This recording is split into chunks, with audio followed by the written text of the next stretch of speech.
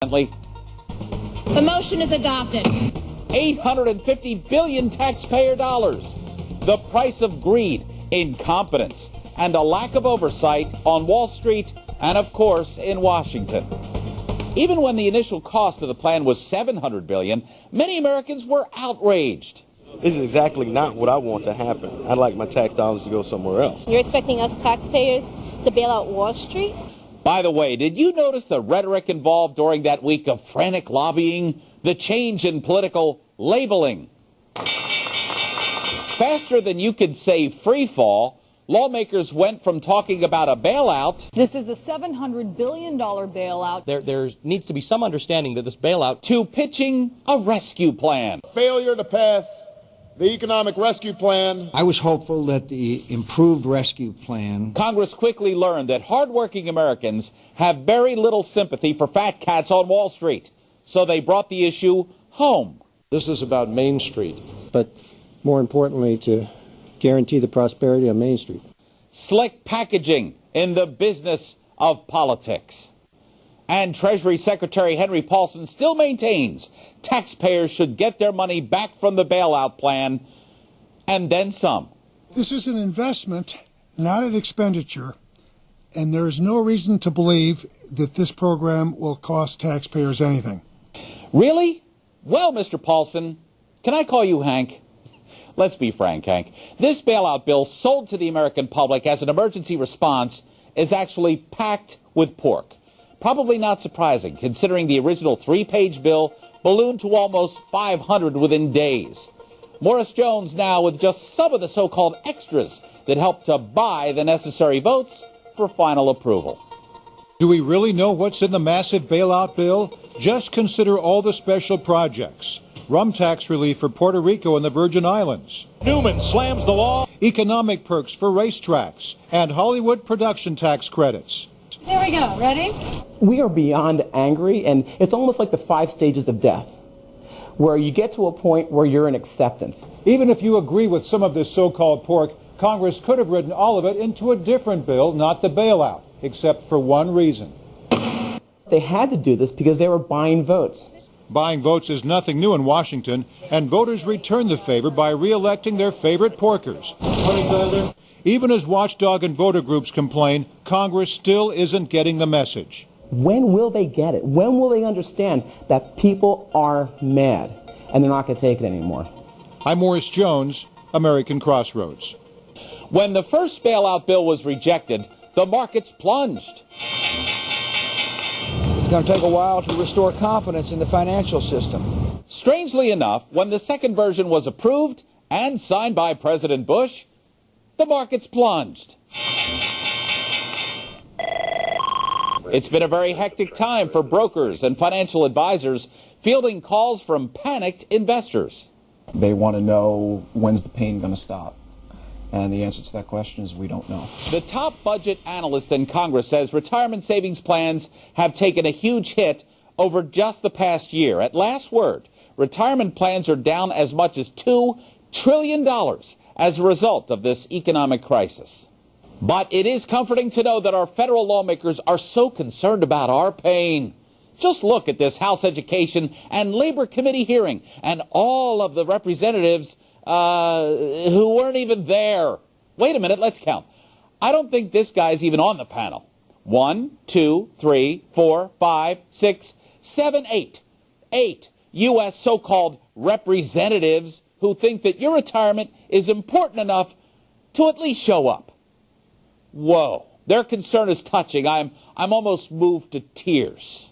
It is time for us to re-examine just how long the poor beleaguered taxpayer can be expected to bear all the losses and bear all the risk. American International Group, an insurance giant with trillions of dollars in assets, 74 million clients spread over 130 nations, all of which bolstered the too big to fail argument. Everybody has an AIG insurance policy, so in this particular case, my opinion, thank God they bailed out AIG. But a funny thing happened on Capitol Hill. Lawmakers anxious to deflect criticism take part in a public flogging of the bailout bigwigs, actually turning up some interesting information.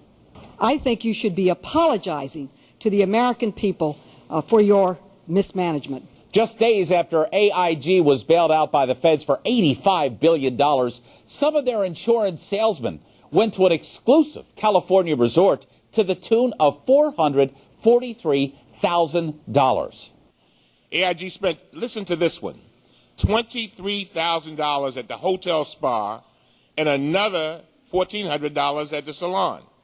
They were getting their manicures, their facials, their pedicures, and their massages, while the American people were footing the bill. Can you tell us why they were there? No idea. Were you there, sir? No. Company executives say they never knew about the trip and wouldn't have gone along with it. Richard Fuld was the first Wall Street titan to be publicly skewered in Congress over this financial crisis. He presided over the collapse of Lehman Brothers, the only major investment house not to have been bought out or bailed out. Fuld reportedly paid nearly $500 million during his 14 years as CEO, even while his bank dove into the shaky real estate market and started to lose everything. Is that fair for the CEO of a company that's now bankrupt to have made that kind of money? It's just unimaginable to so many people. Fuld did correct the panel, though, that he did not make $500 million. He says it was closer to $310 million. Granted, assigning blame and pointing fingers never helps to solve a problem, nor will it help to solve this one, of course. But considering the amount of taxpayer money involved here, it seems only fair to identify at least some of the key players in this Greek tragedy of banking and credit. Along with Richard Fuld, who made a paltry, $310 million? These are some of the fattest of the financial fat cats you'll ever see. CEOs of companies who were pocketing obscene compensation during the past 3 years, profiting from the very same crisis they were helping to create. The head of Fannie Mae, Daniel Mudd, took some $11.6 million. Former Freddie Mac CEO Richard Siren, $12.9 million. AIG CEO Martin Sullivan made $25.4 million. James Kane, CEO of Bear Stearns, the first Wall Street giant to falter, walked away with $42.3 million. And last but certainly not least, Angelo Mazzillo, CEO of Countrywide, which helped to fuel the housing bubble by writing thousands of subprime mortgages. Well, he reportedly earned more than $360 million. None of these men was criminally charged, but we think most ordinary folks would feel this is indeed a crime, at least in principle. CEO usually stands for Chief Executive Officer, of course. Maybe we should change it to Creative Embezzling Opportunity? I don't know, just thinking out loud here. Of course, there's been plenty of political finger-pointing. Meghan McCorkle has this part of the story. Republicans blamed Nancy Pelosi for the defeat of the first financial bailout bill, citing her pre-vote blast of the Bush administration. This government, in 8 years, has followed a right-wing ideology of anything goes, no supervision, no discipline. But in 2003, the Bush administration was pushing Congress for more supervision of mortgage giants Fannie Mae and Freddie Mac, government-sponsored enterprises called GSEs. We need a strong, world-class regulatory agency to oversee the prudential operations of the GSEs. The Treasury Secretary, however, was getting resistance from Democratic Congressman Barney Frank, now chairman of the House Financial Services Committee. Fannie Mae and Freddie Mac are not in a crisis. Even as watchdog and voter groups complain, Congress still isn't getting the message.